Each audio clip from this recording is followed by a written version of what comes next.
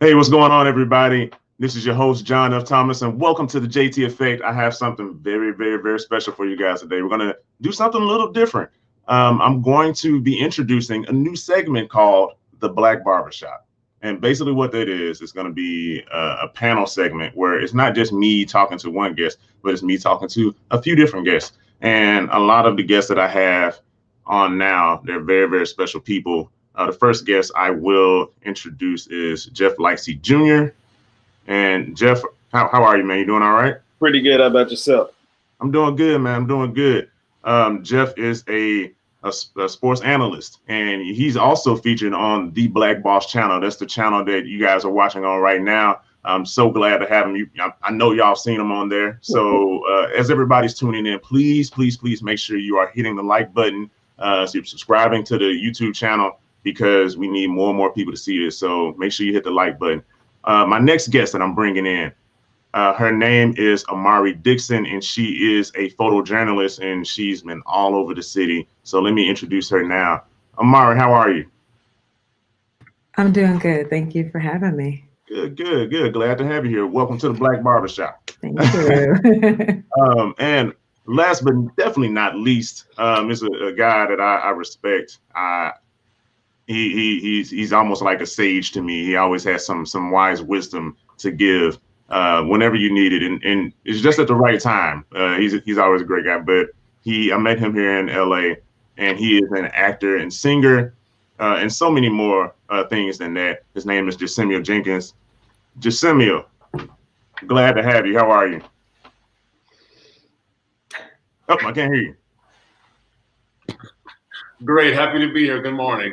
I'm off All right, cool. Glad to have you. So the reason why definitely we have everybody here is that typically in the news they talk about a lot of different things. But actually, let's just start off with the major news. You know that on Saturday, November 7th, 2020, Joe Biden crossed the threshold to become the president-elect, and Kamala Harris, due to being on his ticket, is now the vice president-elect. So I'm gonna just go ahead and just dive right into it.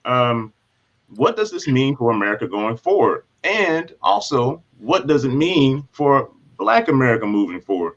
And whoever would like to go first, please feel free. No, Jeff, go ahead.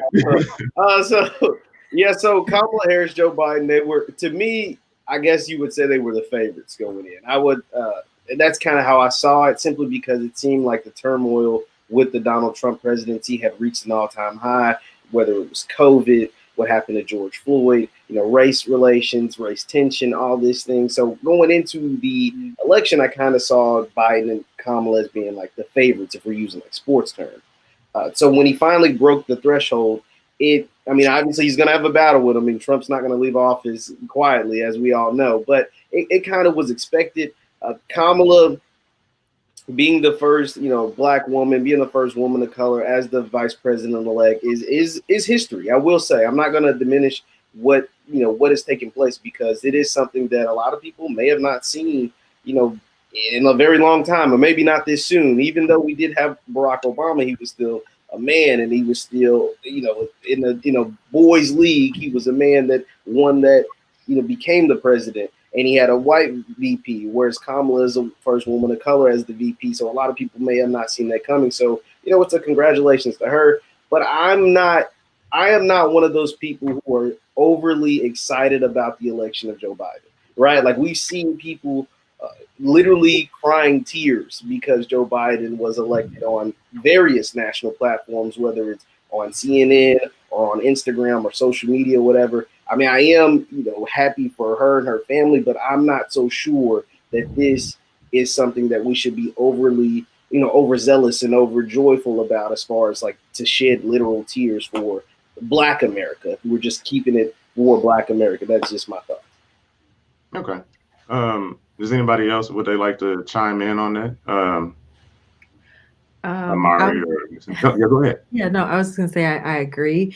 I think maybe some of the release of tears might not have been, and I can only speak for myself and maybe others that I know, that it wasn't necessarily that it was because it was Joe Biden. It was just that it was the end of this. Like it was kind of just like a possible like sliver of hope and light in this like 4 years of just consistent like not darkness but kind of in a way. And I feel like that might have been that just was a release because after like this summer with COVID, George Floyd, Breonna Taylor, it was so much. And then hearing the rhetoric of the president of the United States, and then now it's like finally this man is going to be gone. I feel like maybe for me, I didn't shed tears, but for me, it was just like, it was kind of like a light, like my shoulders could drop just a little bit, not a lot, just a little bit. So I can only speak for myself. I'm hoping maybe the tears were just for that reason. In fact, is like, oh my God, this man is finally going to be out of office. So, but I do agree. Like, I feel like it was just a little stress relief, like just, okay, this is over. Cause I think everyone was just on pins and needles. Cause it was one of those things where we just didn't know what was going to happen. And for it to finally like be called that this man is finally going to get out of office, was just like a relief. So, but no, I definitely agree with you on that one though. It's definitely not like the coming of the next Messiah or anything like that. It's a little bit of stress relief. I think people were just letting out stress and crying. Yeah. And what Samuel, what do you have anything to, or your own thoughts on that in general? This is a great question because what I think the election of Joe and Kamala, I say that like I know them. The election of Joe and Kamala represents is possibly the reality that more people than we realize are on the right side of progress or are on the right side of history and sort of share values that the majority of Americans have. I think what has been interesting about Donald Trump's presidency is that it has really showed us how siloed America is and how divided America is. And also when you consider the fact that he also still received, 70 million votes, even the second time around, which is the second highest number of votes of any president in history. So of course, Joe Biden won the most votes. And then now Donald Trump is second place in receiving the most votes ever of any president. And I think all of that is just kind of revealing. And I hope that this moment shows us who we are really and sort of what we're dealing with in America. The fact that a person who's running for leader of the country displays such abhorrent behavior sort of over and over again in a way that was disturbing, I think, for a lot of people. But he also managed to receive the backing of almost half of our, of the people who live in this country is interesting. As far as the Black community is concerned, I'm really just not sure. I mean, I think more than anything, it just means that we have someone who perhaps looks like us in the White House and is working on our behalf. I think that it's helpful to know that we have people who in the White House who seem to have a decent set of character traits, who understand perhaps how systemic racism works in this country and may perhaps take steps towards improving that and making a change there. I did have a moment of looking at Joe Biden's agenda for the Black community online yesterday, and it's very comprehensive and it's very impressive. I think our time now is to hold him accountable, right? I mean, the things that he says, we have to hold him accountable and take him at his word and make sure that he follows through. Yeah, speaking of that, I will go ahead and share what Samuel is talking about for all of us to see. And this is the Lift Every Voice, the Biden plan for Black America. And in that, he is detailing a lot of things. Actually, we'll probably come back to that at a later time. But just so everybody knows that he does have a plan on his website. Feel free to look through that. You can just type in Joe Biden /Black America, JoeBiden.com/Black America, and that will pop up. So with that being said, so okay, America has that collective sigh of relief, right? You know, so like Trump is, well, not America as a whole. Yeah, I guess most of. I mean, I think no, not most. Half. Half. Half. It's this idea that there are still people who would have been totally fine with another 4 years of Donald Trump as president, even with 250,000 people dead because of a virus that he could have curtailed, and at least probably half of those deaths he could have prevented had he rolled out a plan for recovery or a plan for keeping people safe. I mean, that's the fascinating part. So we can't say that America is breathing a sigh of relief. I mean, I think a lot of Americans are, but we still have such a huge group of people who would have been fine with another 4 years as Donald Trump being the president. I think that's interesting. Sorry. Yeah. Oh, no. Actually, for everybody tuning in, please feel free to please make sure you hit that like button, and feel free to share the video so that more people can see this. Please hit the like button. And if you haven't subscribed to the Black Boss channel or even to DJT Effect on both of them on YouTube, make sure you subscribe to that. And that way you'll get more videos like this. We'll bring on more people like this. Like I said, this is the first time for everybody tuning in, and this is the Black Barbershop. It's a new feature on the JT Effect that we're going to have here, which is going to be really cool. We're going to have people on here. We're talking to different ideas, and we're sharing our thoughts on what's currently going on with the climate. Not even just politics. It's going to be even sports. So I definitely look out for Jeff on that end.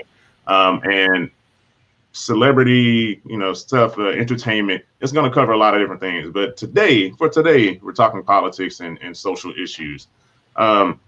So I guess with that, Jeff, did you have anything else to add? Because I felt like you kind of cut yourself maybe short on your thoughts. I wanted to talk about something that Jasimio said about how, half of America, or just basically the Donald Trump. What I saw during the Donald Trump presidency is that it's almost like the Klan member took the sheets off, right? Like you saw a lot of people who, these people didn't just pop up out of nowhere. Like these people were always there, as far as like your racist, your bigots, your whatever towards black people. So to me, they've always been there throughout the history of America. Just during Trump presidency, they were emboldened. Like they were given, like their guy was in power. Just how black people felt when Obama was in office, we felt boldened, we felt empowered, we felt like we were making a difference. And so now with the Trump presidency, during his 4 years, or especially, early parts and even the later parts, a lot of people who always felt that way just felt emboldened because their leader or their guy that spoke like them, that act like them, that did the things that they like to do and said the things that they like to say, just felt more emboldened. And so I don't think that America became more racist during Donald Trump era. Like I just think it just was always there. It was just like a wolf in sheep clothing kind of thing. And that's why he did get a record number of turnout. Like that's why he is fighting in these states, because a lot of people did vote for Donald Trump. And I'm not even going to, I don't even know if I want to go as far as to say every Trump supporter is a racist, right? Like every single person, because as we'll talk about, there were a large number of black people that voted for Donald Trump. I think he just fit a criteria or fit a box that a lot of folks could relate to it for whatever reason. And that is something I think we'll get into later.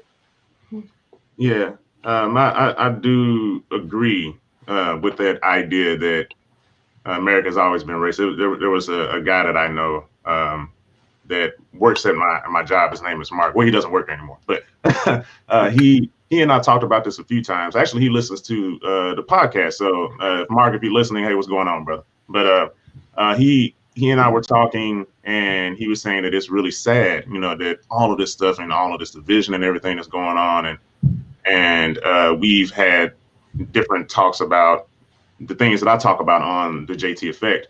And I was telling him, I said, man, what's interesting is that because a lot of people say that, oh, this isn't the America I know, this isn't the America I know. And I was just thinking, I was like, well, what if this is really America? And So let's be clear. Let's be 100% clear. America was founded on racist principles. Mm-hmm. The union that we understand today as America is the result of a war that was fought over states' rights which were states' rights to hold slaves.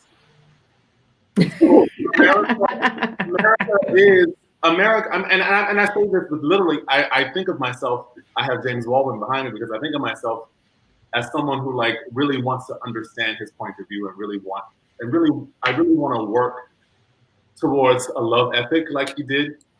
And I say this with love in my heart for America, the place that we all live and have found, a sense of, being in the world. But I want to be clear as we talk about this because racism is an American value. It's baked into the American DNA. You know what I mean? And so I'll just leave that on the table. And I just wanted to be clear that America, at its founding, is racist. Yeah. It's just a racist place because that is how America has become the world power that it is because of free labor for centuries. And who did that labor? Our ancestors. You know what I mean? And so that is the clarity we have to have when we have these kinds of conversations. Like America, and it's not, I'm not offering any kind of judgment on that in the moment because it's the past and it just happened. What we have to do now is figure out ways to sort of rectify and have a reckoning and move forward. And I think a lot of times it means a dismantling of the systems that exist now and a total reimagining of how America should function moving forward. Yeah, two things that have made me I think of when you said that. It reminded me of Barack Obama. Let me be clear. I mean, and two, I've heard that saying before, and which I thought was brilliant, sad, but it's brilliant. I mean, cause sad because it's true. It's like racism is as American as American pie, And I was just like, I can't really argue that because that's the truth. It's like you can't argue. There are some things where there are opinions, and this person is, that might be true, but there are some things that are just facts, and America cannot ignore its history. It tries to, and it tries to revise its history. A lot of, even like when Trump was in office, he tried to attempt to kind of like revise the history books in a sense, and I saw it. I was just like, man, like come on, we don't. It's like in the Republican playbook in a sense, and it's just like, dude, come on, man. I mean, I don't know. Anyway, so anybody have any thoughts on that before I shift over to another topic? No, total agreement. It's just all right. So, before we move on, everybody that's tuning in, please make sure that you're hitting the like button so that more people can see this, because we need to have more Black voices to be heard. So that's why I have Jasimio here. That's why I have Amari here. That's why I have Jeff Lightsey Jr. here. And we need these voices to be heard. So please hit the like button, hit the share button. If you have any comments, if you have anything you want to say, please put it on there. Any questions? And also, if you're watching, put B1 in the comments, because as for those who don't know, B1 on this channel means that we're Black first before anything else. I'm Black first before I'm a Democrat. I'm Black first before I'm a Republican. I'm Black first before whatever, they may be. I'm a Black man. I'm a Black man, or I'm a Black woman, for the Black women out there, before anything else, because that's what they're going to see anyway. So they don't care, oh, this person plays for the Lakers or whatever. You're Black. So all right, so moving on to the next question for somebody I think Jasimio or Jeff, one of you two mentioned something. No, Jeff mentioned something about Black men voting for Trump. That's a good transition. So I'll put up this statistic that I saw, and it said that 18% of Black men voted for Donald Trump, and they're getting shamed for it. I think Maxine Waters said something like, these. And I might be wrong. If I'm wrong, put it in the comments. I'm glad to be, or anybody on the panel, please correct me. I believe I remember hearing that Maxine said that they're against Black women, or somebody said they're against Black women. Maybe it was Maxine. It was a lady named Pam Keefe. She ran for office down in Florida. She basically said, Black women save the country. Black men, a bunch of Black men voted for Donald Trump, so therefore they hate Black women. like there was that was in her tweet. Like, she ended up losing her seat that she was running for anyway. But like, that was a big thing. She was basically Black men hate Black women there because they voted for Donald Trump and didn't vote for Biden. Yeah, that was it. Yeah, thank you. I think Maxine mentioned something about it. So she didn't say that per se, but she mentioned that black men, I guess voted for Trump. But anyway, yeah, they're getting shamed for it. In comparison to 2016, only 13% of black men voted for Trump. So that's a 5% increase from 2016. But what they failed to mention is that in 2016, only 4% of black women voted for Trump. But in 2020, 8% of black women voted for Trump. So that's a 4% uptick, increase. So approximately, there was around the same number of new people, black men and women, who turned out for Donald Trump. I think it's around 500,000 for each extra who turned out for Donald Trump. So my question is, like, why aren't they talking about those women as well? Like, is it something worth mentioning, or is it not? I mean, I don't know. What do you? Whoever wants to go first. I think it's interesting just to see because not black men, black women, it really didn't matter. Whoever, if you voted for Trump and you were black, you were going to get bashed in the media, right? Like, and it's easy to use the black men as the scapegoat because we're seen as all the big, bitter, bad black men that don't conform to change, right? So, because a lot of things that Donald Trump stood on, a lot of his principles and values, not as far as race relations, but as far as his thoughts, or even not just his thoughts, but the Republican thought of LGBT, of immigration, of things of abortion, a lot of old black men values go against those things, right? Like, I don't know about you all, but as far as like my I can talk about my family just personally, my granddads, my parents, and things in the past. I know for a fact, right or wrong, I'm not gonna defend it or whatever, but right or wrong, they've never been fans of LGBT like rights or whatever. Like, they've never been the biggest fans of those. They've never been crazy about immigration. They've never been crazy about abortion or the high number of abortions that take place in the black community.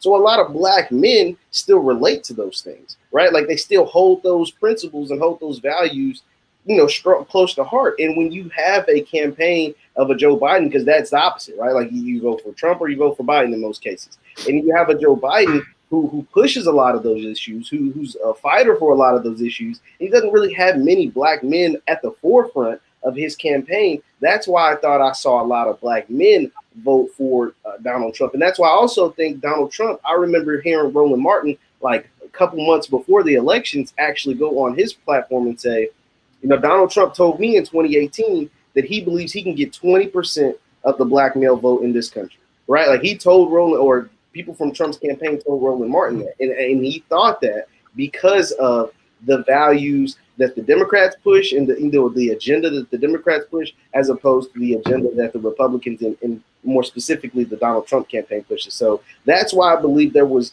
that high of a turnout for black men as far as for Donald Trump. Now, as for the black women case, I think there was a number of black women that basically don't correlate with Kamala Harris. I think the big part of adding Kamala Harris to the ticket was to grab a certain demographic, and that demographic was black women. Now, obviously, we see a lot of black women responding to the nomination of VP-elect Kamala Harris. They're happy, they're joyous.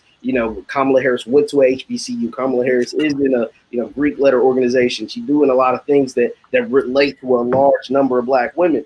But she also refers to herself as Indian American.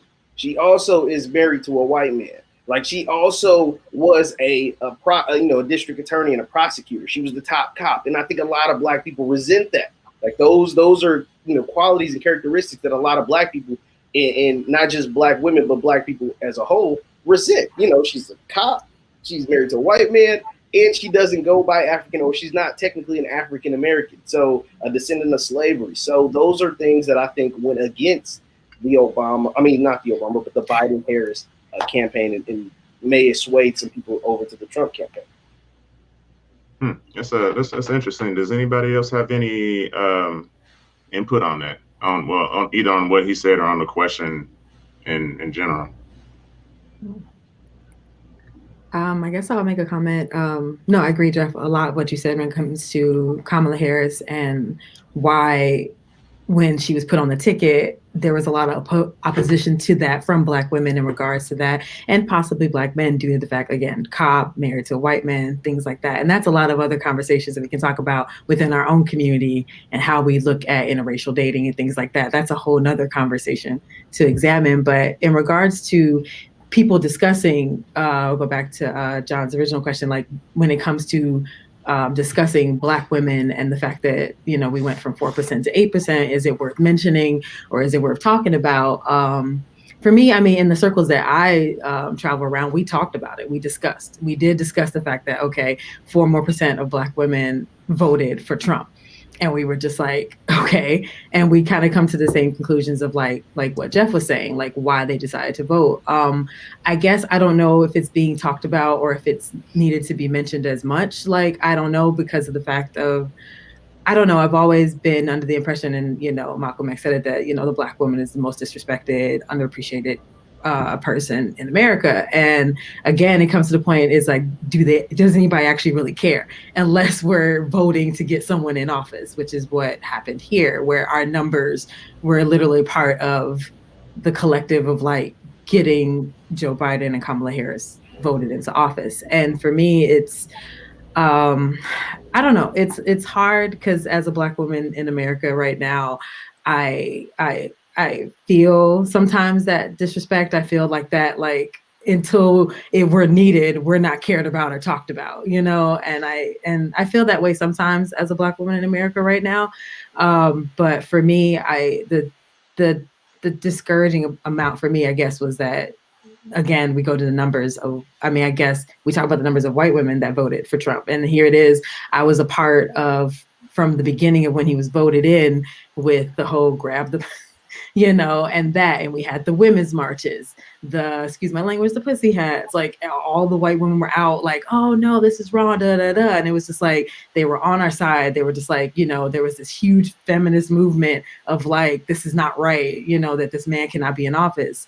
And I was a part, I attended those. I've talked to people, and to see that not only did the same amount vote, but then more voted. And it was just like, for me, it was kind of like a stab. It was like a stab in the back. Like, you made it seem like you were going to, like, I mean, in regards to white women in America, it was just like, you made it seem like you empathized and you understood. And it was just like, okay, this is not right, this is wrong. And I remember seeing posters about like, white women voted Trump in, or it's so great to see you wonderful white women at this rally where we see you guys at the Black Lives Matter protest. So it was just like, it was 4 years of trying to like reach across that table and be like, okay, what can we talk about? How can we make you understand that this is not right? Are you with us? Are you fighting with us? Are you joining us? And, you know, a lot of them made it seem like, yeah. And and this is not against all at all, because I do know some very wonderful women that are in the movement and that are like taking a seat back and coming in and listening to women of color and are just like, okay, what can I do to help? What do I need to do? And they had those conversations with their families. They had those conversations with their aunties, their sisters, their cousins, which is what needed to happen to help. But again, 4%, like, it wasn't 4%, but more voted this time than last. And it was just kind of just like, it was a discouraging blow to a lot of women of color that have been trying to reach across the line to kind of bring our allies over to talk about these things. So for me, I don't know. I think it just goes to the numbers. Like the 4 to 8% is nowhere near just like the number of like where it was before as to where it is now in regards to white women. I think white men kind of stayed in the same range in this election as well. But it was just the fact that, again, more white women voted this time than last time. And again, there were those marches, the women's marches, the feminist movement, and it was just like, okay. So I don't know if it was even worth mentioning the fact that 4% more voted, Black women voted, because at this point, without the women of color, without that vote right now, it really didn't make a big difference. But that's just my thought and opinion as to why it wasn't mentioned. It really wasn't a big number jump as opposed to white women who voted in more numbers this time. So that was just my thought. No, thank you. I appreciate it. Thank you so much. Decemia, did you have anything to add to what either of them said? Just the well, right away, 4 things come to mind, and I'm trying to remember them because I was thinking about them. I think the crime bill and Kamala's record as a prosecutor in California are two things that plague their campaign. Probably things that maybe some groups of black men and black women have sort of latched onto. And so a vote for Trump was sort of a vote against their records, Biden and Harris's records, on those two very specific things that have affected black men in ways that we have not even begun to understand or discuss. I mean, if you consider the fact that there's like a generation of black men missing from homes because of low-level drug offenses, and they're sitting in prison for a lot of them for weed that is now legal in a lot of states. So I think that could have been something that was folded in and people thought about. I do also want to say I read somewhere, and I can't remember where, but I read somewhere that black women are the fastest growing group of business owners in the country. And I know a black woman who was a Trump supporter who voted for Trump last time and is going to vote for him again. And her reasoning is her business is better when there's a Republican in office, when there's a conservative person in office. She talked to me really specifically about how she's a real estate investor and how the rules for buying homes and owning homes and the interest rates are so much better when there's a conservative president. And so for her, she was able to really grow her business and make a lot of money under this first 4 years of Donald Trump's presidency and in the past. And she talked really specifically about how she loves Barack Obama, but her business really suffered under Barack Obama's policies around real estate and home ownership. And so maybe those are things that people, thought about as they were making their decisions this year. But other than that, I really can't speak to their individual decisions to vote for whoever they want to vote for. John, I want to make a quick thing as far as like the reason. I think another big reason why the black woman, their percentages jumping for Donald Trump is because a lot of black men figureheads have taken the bare brunt of the beating, right? Whether you're Ice Cube, or Lil Wayne, or 50 Cent, or Herschel Walker, like those men are the ones who are taking the beating for said black community that voted for Trump, even though, as far as the Ice Cube goes, he didn't vote for Trump, right? Like his vote was for the black community. He was saying that we should go with the person who is going to do most for us. Lil Wayne was a clear Trump supporter. Herschel Walker is a clear Trump supporter. But even as far as a 50 Cent, I kind of think his tweets and his Instagram stuff was taken as far as like, I think he was doing that to be to make jokes and be funny and, things like that. And then he got, berated in the media and people like Chelsea Handler and stuff like kind of like, dehumanized them and kind of emasculated them or whatever. So those are some of the things that I think, I think also why the black women vote for Trump isn't brought up as much, because a lot of the people that are taking the brunt of, said black vote for Trump are, black men in entertainment and things like that. Go ahead.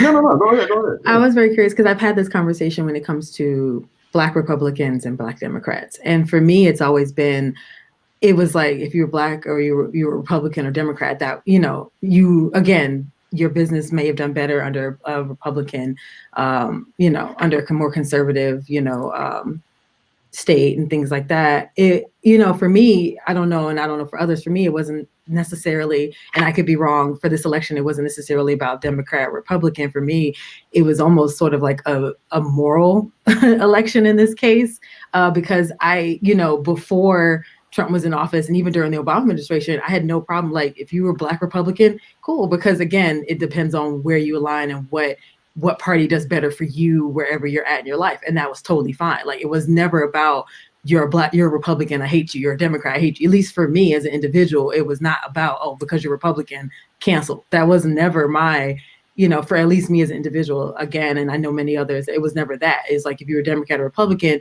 we could at least meet in the middle about, things of like moral justice and social justice and things like that. And then the other things we might argue about have to find somewhere in the middle. And for me, this time, it just seemed like I get that businesses are doing well and that things are doing great. But again, you have a person in office that is creating almost a major, bringing more light and bringing more giving more empowerment, like you're saying before, to that divide of people that don't like people of color or, things like that. And so for me, and I know many others, it was kind of just like a moral thing. It had nothing to do with being Democrat or Republican. It was like we can disagree on some things, but we can't we can't disagree on this. It was just like we can what's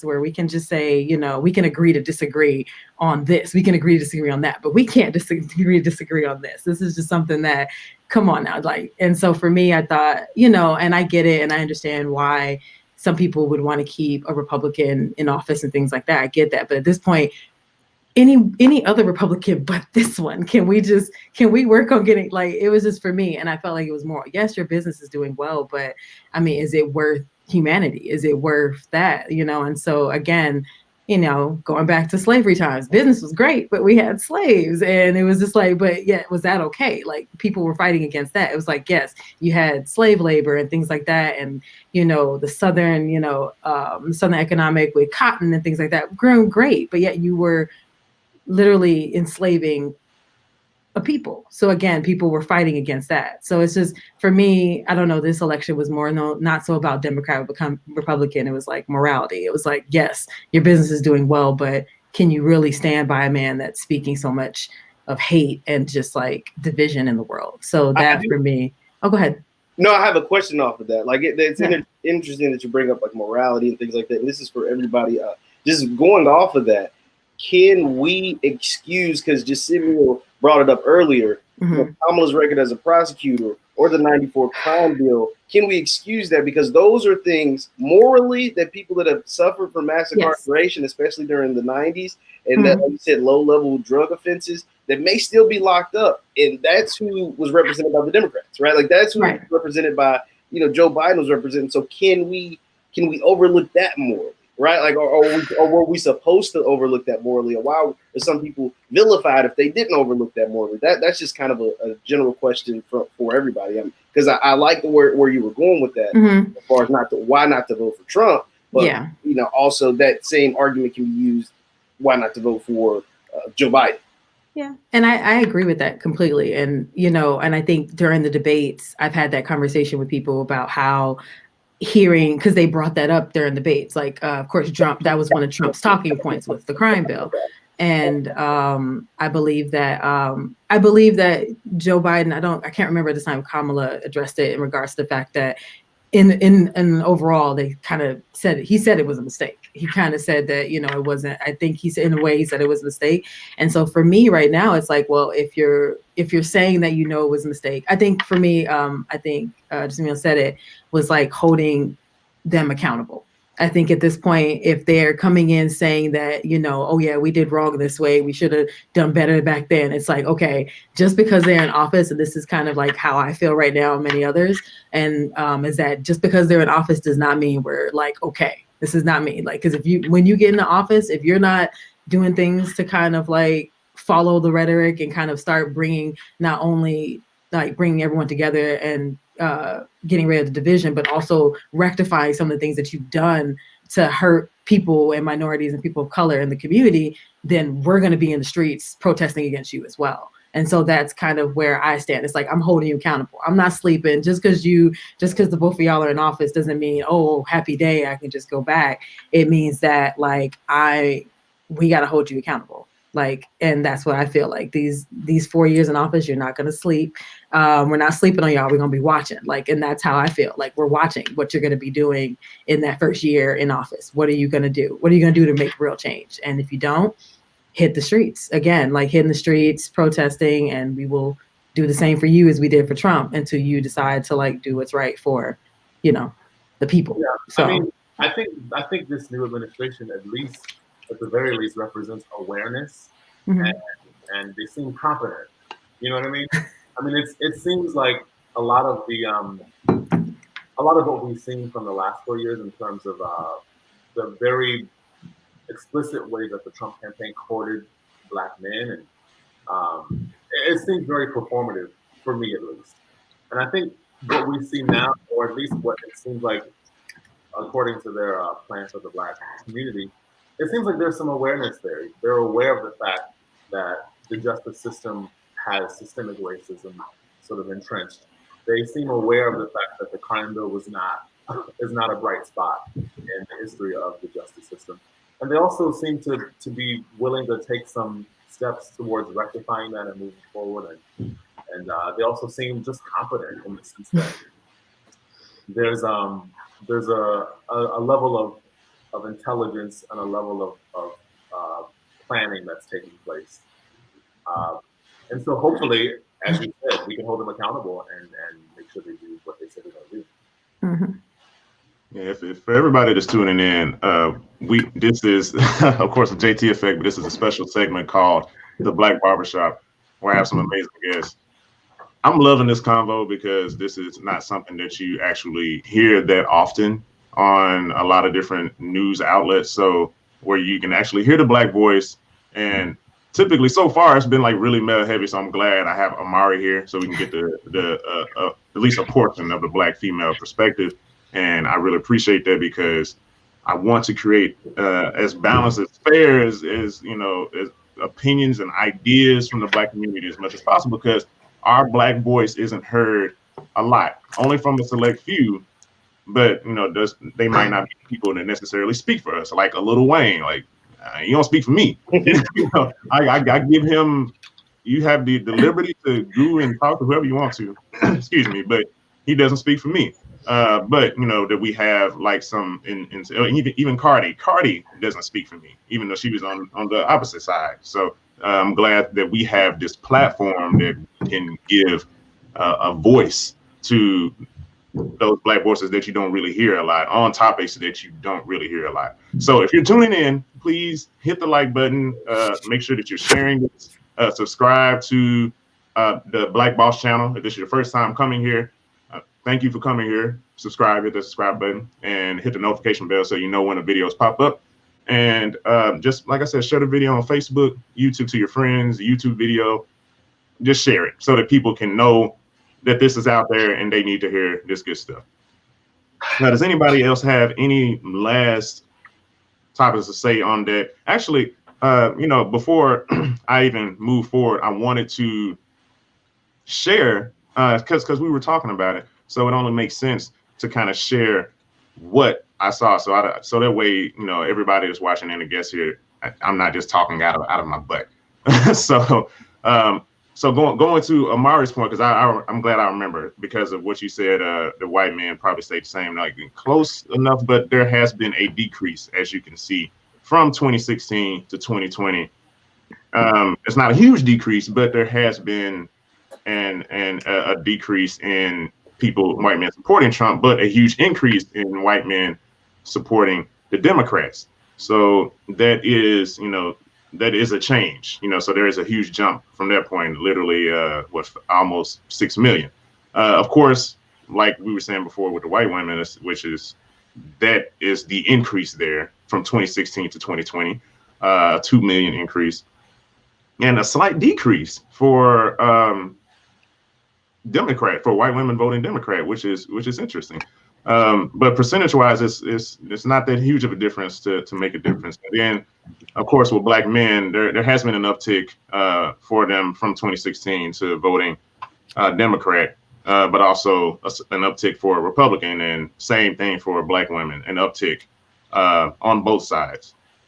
So I just thought that was really interesting. And even, let me see, it has even more things. If you wanted to go see this for yourself, it's WSWS.org, and you can find this article, and it talks about all of these different things. Let me see, and there's there, but I just wanted to point out that one aspect of what Amari mentioned, because you know we weren't really sure if anything changed, which I thought that was interesting, that the white men kind of dropped, but they increased for Democrats, but white women went out for Trump. So I don't really know what's up with that per se. Actually, you know, it kind of reminds me of like actually going to Amari's point where we were talking about, you know, because I remember when Trump was first in office, and I'll try to keep this as short as possible, that, you know, a lot of people, and December you'll probably know because you were here in this area, but there was a lot of, we need to go to the streets, we need to protest and all this stuff, and I'm going to wear my pink vagina hats or whatever. I'm trying to, Yeah. cover it. And you should come with me. Come on, John. We're gonna go march. And I was just sitting there thinking, like, man, I ain't going out there. Like, and like I would, but I was sitting there thinking, like, I mean, maybe because I'm a black guy. I mean, I can't speak from my black experience for everybody, but it was just like, I mean, it's messed up. I mean, I kind of saw that coming because I was just like, man, it's a little bit too much confidence in Hillary Clinton, and Donald Trump can easily just come from behind and they just think that they're going to win. But then there was the reaction where let's go to the streets. We're going to put on our pink vagina hats and march. And I was just sitting there thinking, like, during the Obama presidency, all of these people were getting killed. Tamir Rice, Trayvon Martin, Eric Gardner, Sandra Bland. The list goes on and on, where we had people out there marching, mostly black people out there marching. And all of these people, they the same folks, then all of a sudden they want to put on their hats and, we need to rail against Trump. And that's not fair. It's like, y'all were not at those rallies. Y'all were not at the protests. You were not having our backs. Now, some of them, yeah, but for the most part, they weren't. So, and I always found it offensive that they always expect black people to hop on whenever it's a concern for almost every other group. It's like, oh yeah, come, because we are, ultimately like a loving people, because just historically, even black people, we want to love on one another. We typically, accept, and we give so much love. It's almost we keep pouring from an empty cup in that sense. But when it comes to our issues, they weren't there during the Obama presidency. They were basically I remember I was working with a person dismissing that racism even existed. I'm like, oh, we got Barack Obama, he's the president. Racism doesn't exist. Oh, you were just imagining that thing that just happened. And, it kind of happened to me one time. It's like, no, I'm not talking about kind of happened. Like, it happened to me. This wasn't a kind of thing. Like, this happens. So, and now when it's affecting, now when something's affecting them, come on out, John. Come on, we're gonna go march. No. I mean, you have fun. You enjoy it. Tell me how it is. Tell me how it was, and maybe I'll catch it. But I found that offensive. But at least I was saying in my other video, sadly. But the good thing is under Trump, he was kind of forcing people to unite in an inadvertent way. It wasn't his intention for that to happen, but because of what happened to George Floyd and the pressure that everybody, and now that people were sitting at home and they were forced to see this now, and it's like, oh crap, like for something like Donald Trump to come in office, like, oh, I can't believe that. And then now you're seeing this thing that happened with George Floyd. It's like, I can't believe this is like, oh, now you see, oh, this is what black people were talking about, and which was a beautiful thing to see all of, so many different people come out and march with us. And it was putting their bodies on the line in front of us. And for everybody that was doing that, I really, really appreciate that. Having myself and black community, I can't speak for everybody, but I'm pretty sure they feel the same way. But that was a very beautiful thing. The only thing I'm just hoping now is that going into a Biden president, we don't go back into that state of illusion to where it's like, whew, everything is fine. All right, back to normal. And it's like, no, we still gotta work. Back to normal racism, Right, back to normal racism. Yay, no. So it's like, all right, well, go back home. It's like, no, we still have a lot to work on. So, and even some other black people that I saw, that's like, oh, we'll kind of focus on this stuff later. A lot of some of those people, I'm sitting there thinking, like, are you really going to focus on that later? Or are you just going to go back kind of like in your own bubble to where you're kind of selfishly focusing on self and not really worried about your community? You're connected to them because of your blackness, but at the same time, you're so focused on just your life that you're not seeing that these things that are happening to the black community, that really affects you too. And it's up to us to keep pushing and to keep prodding and to keep, holding these people accountable. And I feel just like a lot of people are, not everybody, but a lot of people are going to be, now that Biden is in office, they just, all right, that nightmare is over. All right, back to, whatever. And a lot of these activists who are putting their bodies and their finances and livelihoods on the line, they're just left in the wind again. So that's kind of just slightly what I kind of fear. I mean, I hope that's not the case. I really don't. But that's my 2 cents on that. Does anybody have anything to add? Just kind of going off that. No, go ahead. I was just gonna say that the struggle continues no matter who's the president. You know, Yes, just as we said so many times, the moral arc of the universe bends towards justice, but there's also like a swinging, a back and forth. There's a pendulum happening of sometimes we move forward and we take a couple steps back. Sometimes we move forward, we take a couple steps back. So the struggle continues and the work has to continue. And I think now more than ever, now that we have hopefully an administration that's going to be a better listening ear, now is the chance to really hold them accountable and make sure they do the work they need to do. So I agree. It's not over just because Biden and Harris are going to be in office. No. Yeah, just kind of based off what you said, I think that this moment in history gives a lot of Black people perspective that you can make a change as something as high as the presidency, right? Like, think about some of the states that swung back blue that were red just 4 years ago. You talk about your Michigans, your Wisconsins, your Georgias, your Pennsylvanias. A lot of those states turned blue because of said Black community that took place in those states. Your Detroits, your Philadelphias, your Atlantas, your Milwaukees, like those cities that are 40% plus Black, that have 40% or more Black people, swung back to blue, or in the balance of going blue because of the Black community. And so what I think that we as a people have to do, at first we have to work on self, right? Like, we have to make sure that our house is in order. We have to make sure that we're doing the best possible what we can do to make sure our people are doing the best that they can do. And then after that, we must turn up the heat on elected officials, not just the president, but also going down to your state governors, to your mayors, to your city commissioners, all of these, and force them to have a Black agenda.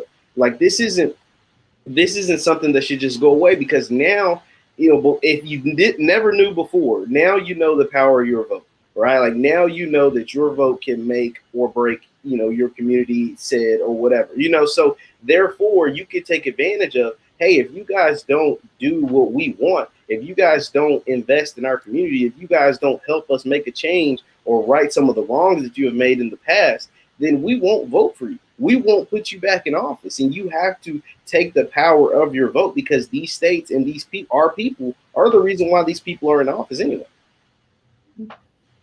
Yeah. No. I think what the power of local government too, just real fast, is I just want to shout out, because we're talking about Black women.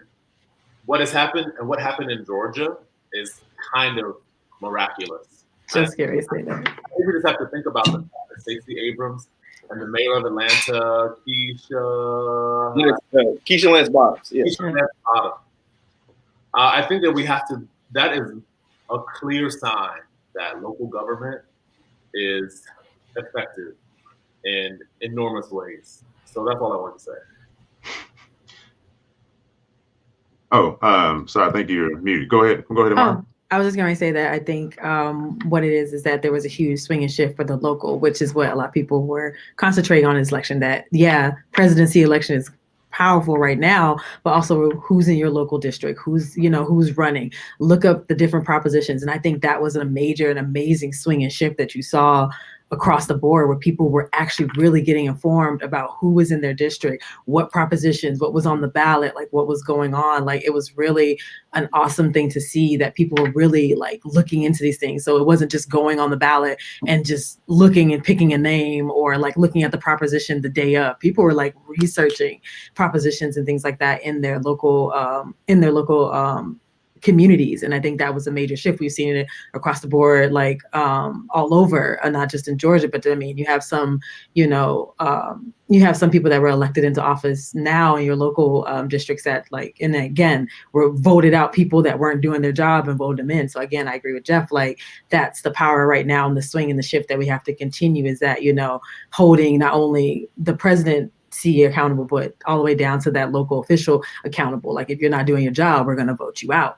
And so I really think that is important. And then also taking care of self. I totally agree with that. Like at this point right now, because of the exhaustion that we've gone through this last 6 months and things like that, I think it's important to take care of us and our community and start, rebuilding and revitalizing ourselves, because we've been pouring and pouring for so long. And then again, once we kind of get ourselves rejuvenated, then we can kind of again reach back across those lines and maybe hopefully try and talk to people and try to come to some reason with people who may not see eye to eye with us because of the color of our skin, who we decide to love, things like that. We can start having those conversations, but we really have to start taking care of self and community first and worrying about that before we, go to pouring again. So like, again, I've been trying to tell people, concentrate, get yourself back together, and like work on us and individuals as a community, and then let's reach back out and try to like see who we can talk to and kind of like come to some type of middle ground agreement, because you're not going to always turn everybody. And that's what I've learned. I've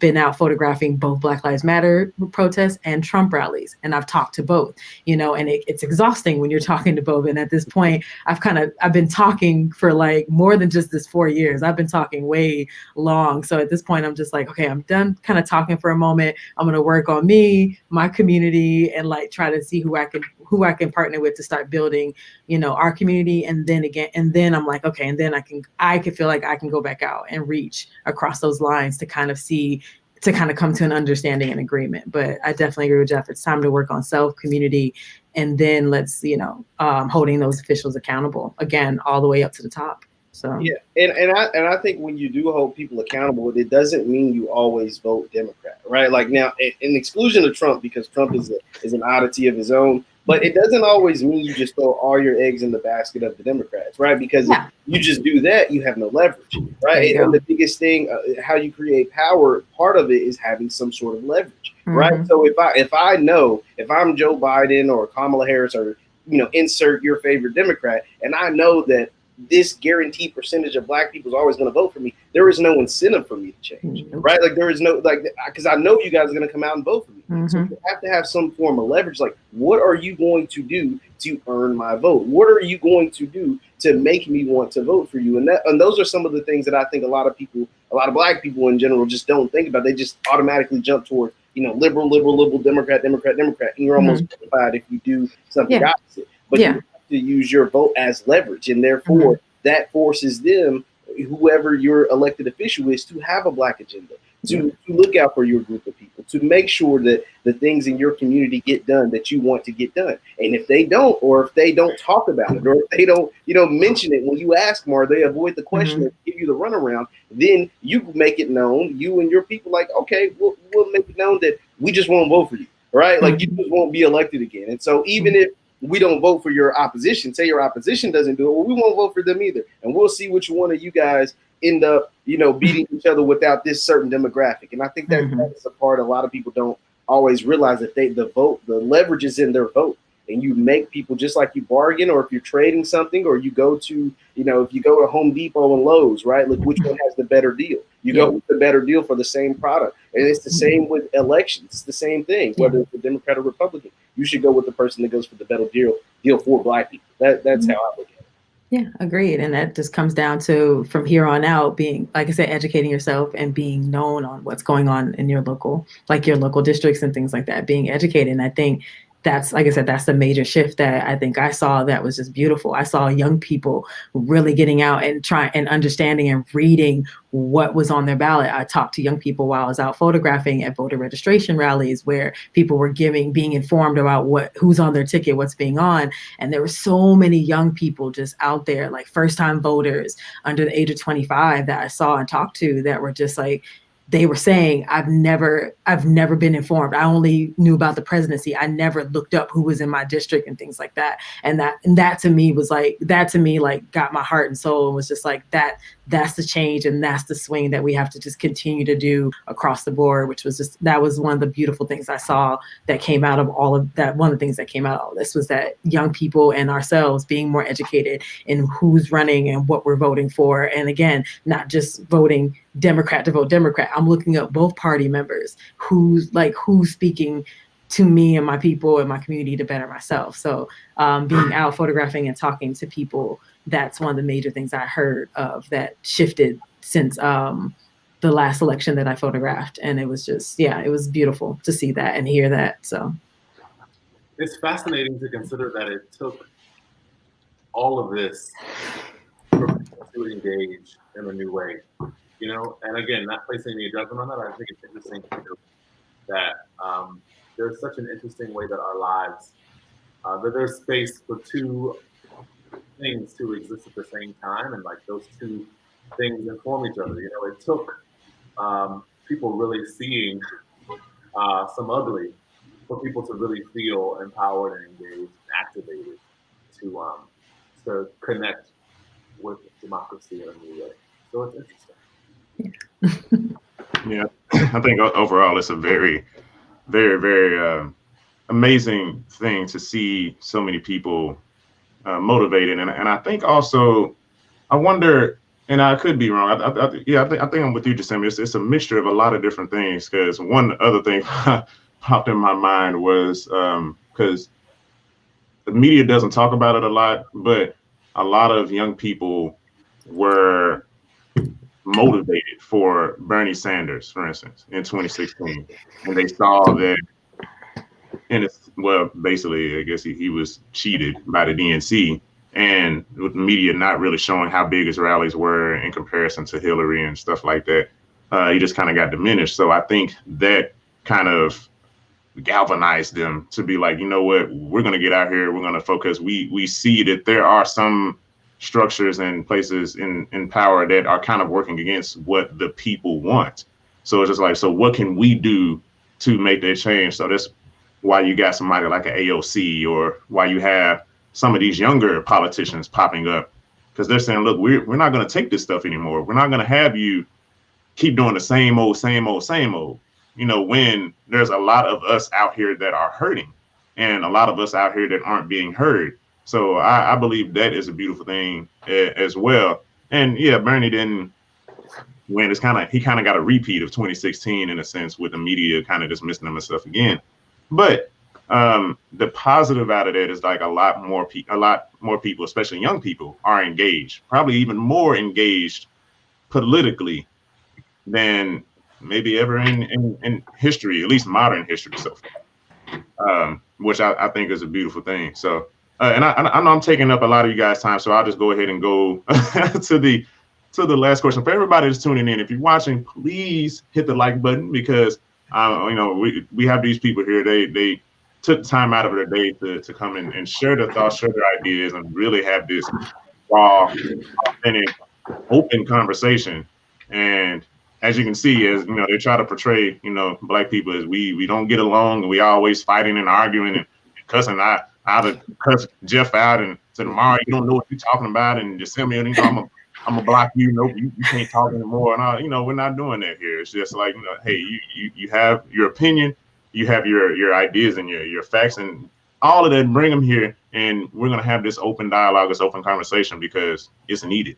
You know, not everything I'm saying is gonna be right. Not everything whoever's saying is gonna be right. But we can't grow if we're not listening to one another and sharing ideas and engaging with one another. So I appreciate everybody here, and even everybody in the comments that's been watching, that's been commenting, and people that's watching right now that you're watching. So hit the like button, share.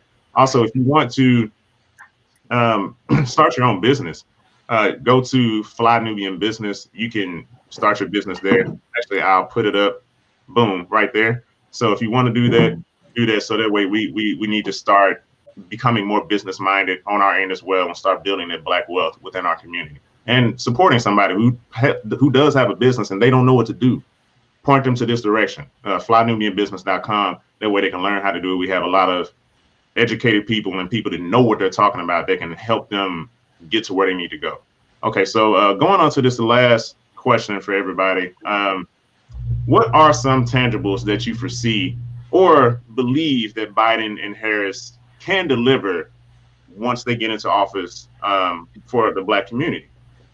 When you get smoked out of there, you turn it off right away. I think so one of the tangibles that I'd like to see is some sort of reversal, or, you know, the releasing of the people from that are in jail for minor drug offenses. Right? We talked about the crime bill during this. So I'd like to see some of those people be released, because we continue to see things like marijuana be legal recreationally across the country. I think it's over half the country now allows recreational marijuana to a certain extent. And then we saw, as far as Oregon, I don't know, some of those reports that are allowing, hard drugs to be used, or not to, criminalize people for the use of hard drugs. So I think we have to go revisit that 94 crime bill. We have to go revisit mass incarceration that takes place in this country, because part of what mass incarceration has done to the Black community isn't part of what it's done. It has destroyed the Black family.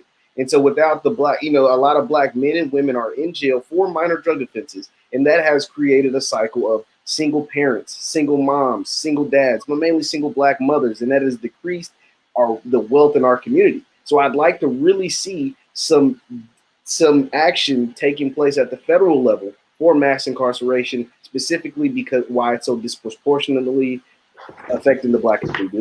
That's to me, I think that's the number one tangible thing that they can do during this Biden-Harris administration. I mean, I think most immediately, I agree totally with that. But I think also most immediately, we have figured out, and studies have shown, that the Black community has been affected by COVID-19 in a way that is unparalleled to other races. And I think some acknowledgement of that and a real concise plan for the health and safety of the community moving forward, and the communities of people that are a bit disenfranchised, and those people who are frontline workers. There needs to be a concrete plan for how to deal with the pandemic as it relates to marginalized groups of people in this country. And actually, that was actually highlighted on the plan on the website, I thought, pretty thoroughly. I think the second thing that I thought was really interesting was acknowledgement of the LGBTQ community and the intersection there of Black people and of marginalized groups, and also how that's compounded by people's queer identities, and some acknowledgement of that. And also the fact that they mentioned, which I thought was amazing, they mentioned specifically by name the trans community, and how trans women and trans women of color are being murdered and being mistreated and being assaulted in the streets at rates that we have no, obviously probably not much history or scientific data to discuss or highlight. But it's down at the bottom. They speak really specifically about that population of people that have been swept under the rug and have not been supported on the government level. And I thought that was really amazing. Wow. I don't have too much to say because you guys took everyone I was going to say. No, but I agree. Definitely revisiting the crime bill, and I think definitely coming up with a concise team to deal with COVID-19. I really think that's a large thing, like an actual team. And so that way which I don't know about anyone else, I felt so confused when this first happened. Like the administration was all over the place. We didn't know who to listen to, where to get our information from. I think having an actual, a task force which I feel like, I think Joe Biden, announced, I can't remember, I saw it pop across my feed that I think he announced who he's going to try to choose, or who he's going to pick or have chosen his lead for the task force to deal with that. And I think that is going to help a lot with the marginalized communities, like you were saying, Jasimio, that are affected by COVID-19 at this point. And I think that's a big point. A big part of it is dealing with that. And then also helping small businesses and things like that in regards to recovering after this. And again, speaking against LGBTQ and trans women of color. Again, I follow and support and do a lot of protests in that area as well, in that community. And again, that number of trans women that are being assaulted and murdered is it's not talked about a lot, but when you actually look at it, it's really scary and it's sad, and that it's not being talked about or addressed more. And so I agree with that as well. And kind of getting that point across and bringing that subject up. But yeah, no, Jeff Jasimio, you kind of covered everything that I was going to talk about: crime bill, COVID, and LGBTQ rights. In that regard, that's pretty much where I think is the start. I agree. Obviously, all Black lives cannot matter until all Black lives matter. All Black lives matter. I want to say that the business piece is really great, because they were talking about on this website that even though Black people make up 13% of the American population, they only make about 4% of. Oh, I think you froze. Uh-oh, just a minute.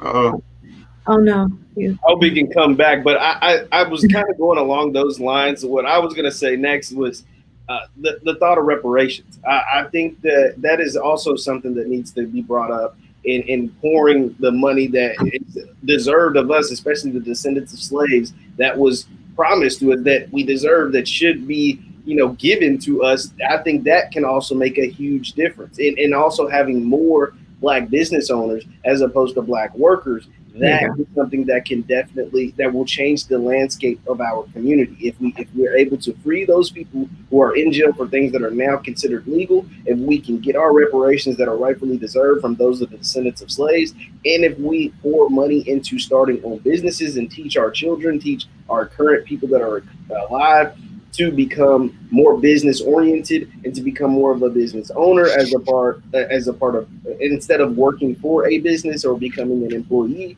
I think that mindset also needs to change, because a lot of black people I know, just growing up, the people that I grew up with or that I talk to on a daily, always look for, the best job that they can get. Like, man, I get this big promotion, or I can't wait, I'm striving to get this certain job. Whereas a lot of them don't think that I can own a company similar to this, or I can own a company bigger than this. And that's just, to me, that's just a mindset thing. That is purely a mindset thing, because from a very young age, you were taught what do you want to be and who you want to work for, instead of what kind of company you want to start or what kind of business you want to own. That, to me, that's just simply a mindset thing. Yeah. But the reparations shouldn't be scary. And a lot of politicians see that word as being very scary, and it's scary. It's that whole it's like pro-black does not mean anti-white.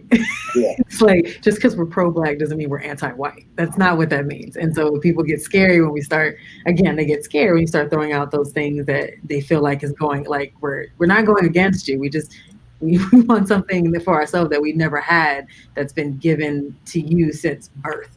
And things like that. So yeah, I agree. It's like, yeah, that's education, which I think was a prop that passed here in California, which was like redistributing funds from prisons and things like that into communities and education and the education system, which I think, again, I know so many teachers, and I was one once, is underfunded at this point and needs a little bit more backing when it comes to money, instead of more money on jails and prisons and things like that. So yeah, education is definitely very important right now in our community.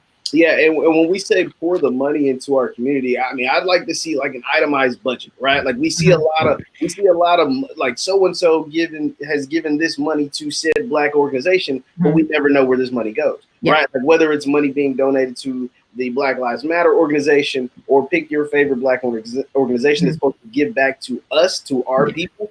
Sometimes we never see where that's going. And these super PACs, or these people that are behind these, these white people that are speaking for black folks, that is something that also should go away. Like we shouldn't allow, these, white folks to determine what's best for black people.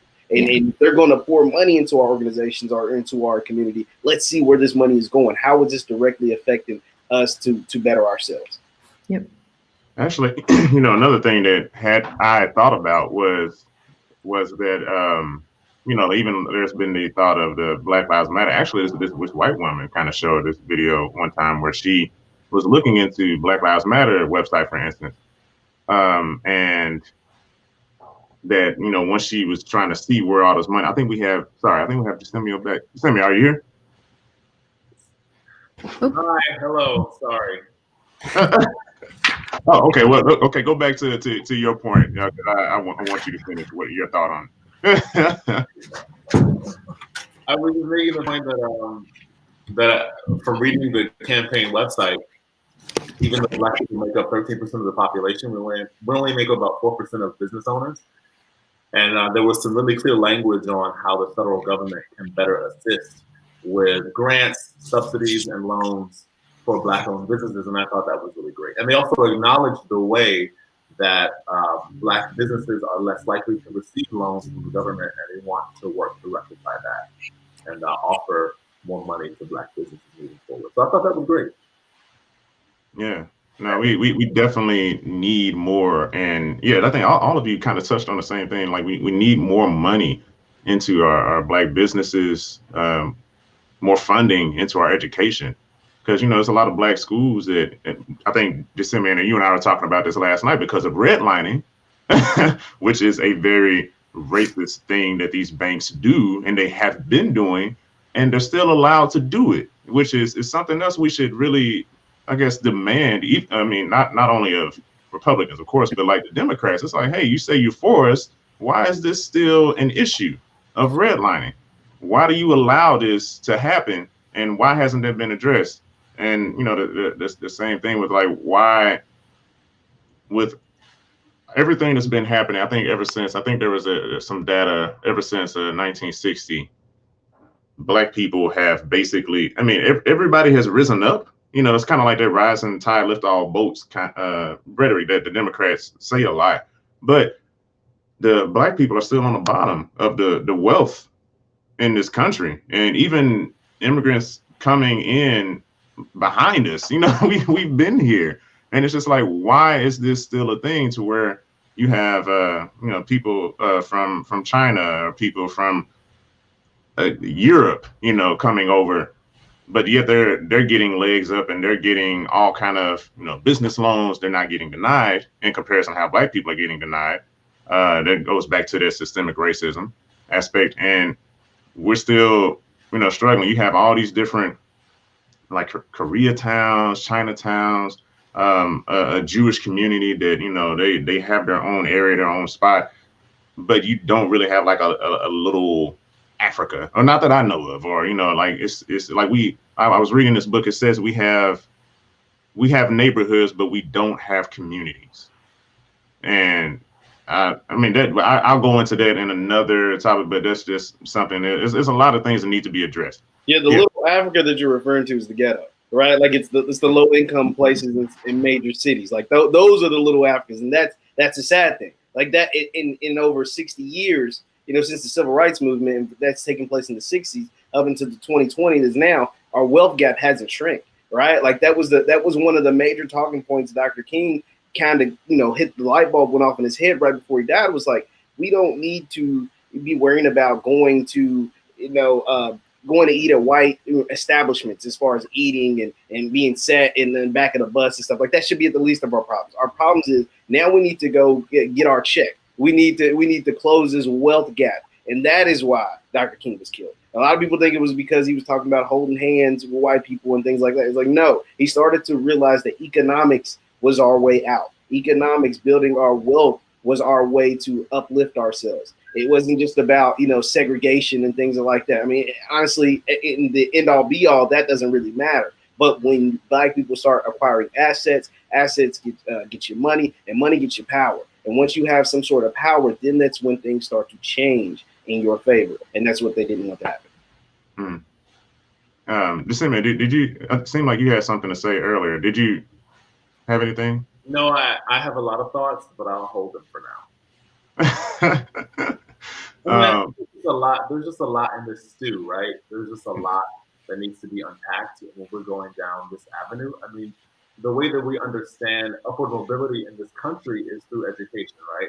But it's difficult to have access to education when you are sort of born into a place that doesn't have proper funding for the schools, where education is not sort of,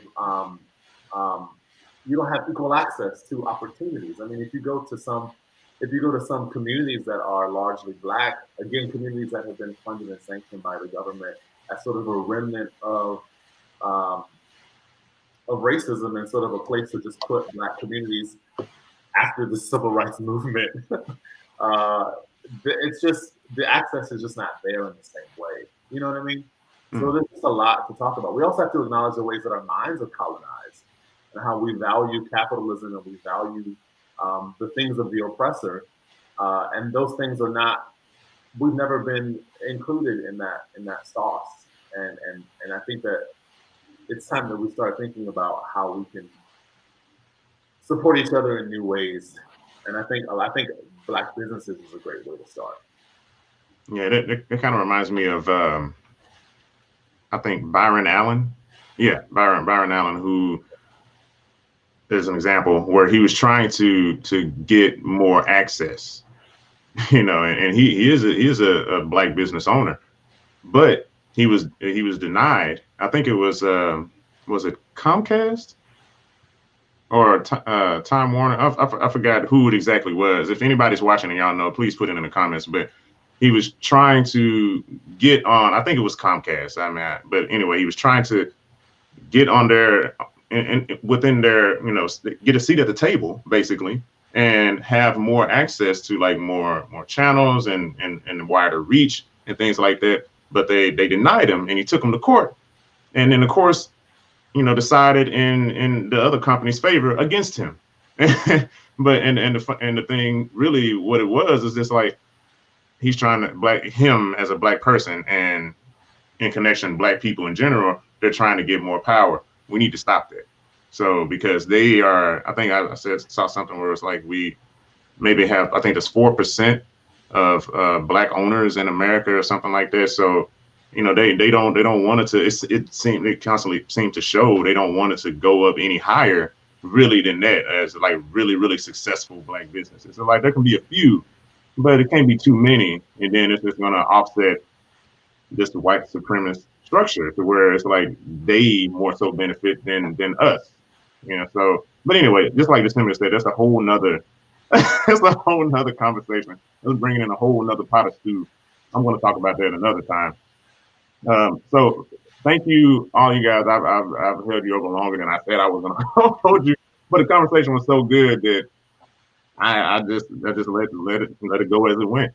And thank you, December, for coming back and making your point. Everybody that's watching, please make sure that you're sharing this, that you like this, and that you subscribe to the channel, the Black Boss channel, the JT Effect. Everybody, please tell people where they can find you. Jeff, I'll have you go first. Where can they find you on social media, or how can they support you? Yes, so I'm on Instagram and Twitter. It's that handle at JLighty7. I post, and then I'm on the Black Boss channel, post daily about sports, about political issues, about anything, all things black, mainly sports related, but all things black on both my IG and Twitter. So you can follow that right there on the screen, and that's how you can see what I talk about. All right, cool. Amari, where can they find you? People can find me on Instagram, Amari M. Dixon, and or AmariDixon.com. You can see some of my work there. I am a photojournalist and a documentary photographer, but I do work events, portraits, behind the scenes, and things like that in films. But yeah, that's where they can find me and support and like some of the work that I've done. I wanted to pop this up. So Byron Allen was suing Comcast. Well, that's what it was. I thought it was Comcast. Yeah, he was suing Comcast, but he has not. I haven't heard anything recently, but he hasn't been having much luck with that. So I mean, that's something that we have to support our black businesses. We have to support our black entrepreneurs and stuff, because I mean, when they're out there, they're kind of by themselves and they don't have the support of us. We need to support them. But anyway, Jasimio, where can they find you? I'm on the social needs, Jasimio Ross on Instagram and on Twitter. All right, cool. And does anybody have any last comments before we roll on out of here? No, just always be one. Be one black person. No, thanks for holding spaces like this, because these are needed, and the conversations need to happen as we move forward and continue to like not only vote but organize and as a community. So these are important spaces to have in conversation. So thank you for having us. And self-care is key. I wanted to pick up on something Amari brought up earlier. Self-care is really key for our community. And so think about the ways that you need to take care of yourself and do that. Because we live in a world that is full of bumps and a world that is full of frustrations. And so think about the ways that you need to sort of attend to your mental and physical and psychological and spiritual health. And really be vigilant about those things. Because you are the masterpiece of your life, The awareness that you have is the magic that you have to carry forward. And the purpose that you feel inside your heart is there for a reason. And the universe is relying on you to live and walk in that purpose, because someone and something is going to benefit from you following your heart and carrying that forward. You know what I mean? So like really be vigilant about that for yourself. As African American people, we really have to be vigilant about that work of realizing who you really are. Who am I really? Aside from what I do for a living, aside from the people that are around me, aside from my spouse, my children, whoever, who am I really? What am I here to do? And let me stand in that truth and walk every day in that to help set myself free and set others free. Like I said before, he just say it always got that wise gem. It's like he has a book. You should write a book. You should of Samuel's wisdom and advice, and just put it out there. I would support it. I'd buy it. I'd leave a rating and review. This changed my life. I became a guru after this. I just started walking in the woods and started listening to birds and chirping and all of that. All because of December. This book is amazing. You should write a book. Well, one day. Yeah. You heard it here. I encourage him to write a book. We have to push December to write a book. So if you find him on Instagram, just tell him, please write that book of all of your thoughts and your wise wisdom, because he's been collecting it and he's been kind of sparingly giving it, but he's been keeping it to himself. You got to share it with the world. Just like you said, you have this. It's been really pleasant for me during quarantine because I've looked around at my life and seen the ways. It's like my life is staring back at me, during this time. And so I really have to confront what has gotten me here and how I want things to be different moving forward. So there's the work of community, but there's also the work of self, because like we were saying earlier, you can't give from an empty cup. So you have to fill your cup up. It's not a selfish act. It's a self-full act to fill your cup up so you have something to give to other people. And I think that's a great way to go ahead and just end this whole thing. I have nothing else to say. So for everybody that's watching, like I said, subscribe to the Black Boss channel. We're going to have more things coming out. Jeff is definitely going to be having some more videos up where he's talking about sports from a Black perspective. So please follow Jeff on the Black Boss channel. Follow him on his Instagram. Follow Amari. She has an amazing website where she is taking on, hire her. We're talking about Black businesses. Hire this Black woman so that she can go and do great Black things. And just Black is beautiful. I just want Black everything. Just Black. And give everybody a round of applause. Everybody that's watching. This has been amazing. I feel fulfilled. I think I'm gonna go and meditate on the roof after what Samuel said. See, it's like, I'm still trying to picture it. He's gonna have to do some self-help talks on YouTube or something, and start giving out books. I'm burn some sage and get my cup of tea. Right? Yeah, I'm speaking into existence. Do it. Take that still time. Take that stillness. You don't have to be going 100 miles a minute all the time. Yeah. That's true. Thank you guys for all tuning in. Thanks for tuning into the JT Effect and the Black Barbershop, where we're going to have more conversations like this. If you want to come on the Black Barbershop, or you feel like you know somebody who would be great on the Black Barbershop, bring them on and or send them our way. And let me show you where you can find me. It doesn't even follow me at the JT Effect. I've been promoting everybody else. I forget about myself. I'm at the JT Effect. You can follow me on Instagram, or just my personal Instagram is at JT Slim Cut. I'll pop that up. Boom. You can follow me there. Anyway, I've held these people for too long. We're out. I love y'all. Have a good one. Peace. And take self-care. Care of yourself.